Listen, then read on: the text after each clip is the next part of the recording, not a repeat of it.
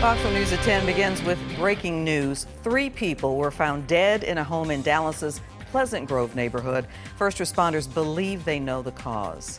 Good evening, I'm Clarice Tinsley. First responders reported high levels of carbon monoxide at the scene.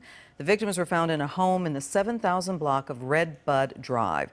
And this is just blocks away from Skyline High School off of Jim Miller Road. First on Fox News at 10, Allison Harris. Allison.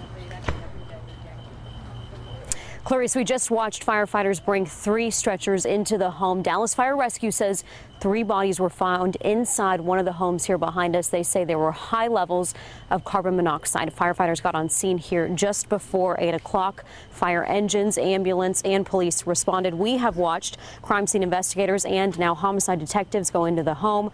Dallas Fire Rescue, their spokesperson says the cause of death is believed to be carbon monoxide poisoning, but the medical examiner will have to make that determination. We did speak to a neighbor and friend who says an older man who is sick and his wife live in the home. Their daughter was in town visiting. She says she was just at the home last night, was walking past their home this morning, even saw the woman who lives there, and she looked fine. Turn my candle and pray for him. That's all you can do.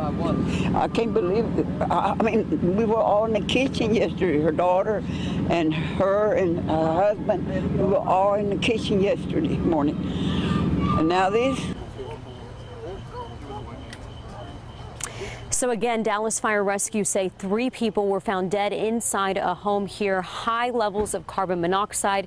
They are investigating. It is early in this investigation, but firefighters do believe that the cause of death was carbon monoxide poisoning. Clarice.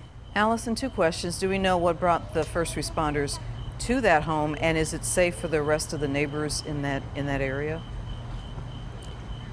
Well, let me first say it is safe. They would not have me standing here, any of these reporters, any of the people who are here in the neighborhood if it was not safe. There are family members here on scene. And also we do know that a family member called police and asked them to do a welfare check. That is how police and firefighters were first alerted to the home here. Clarice. Allison, thank you.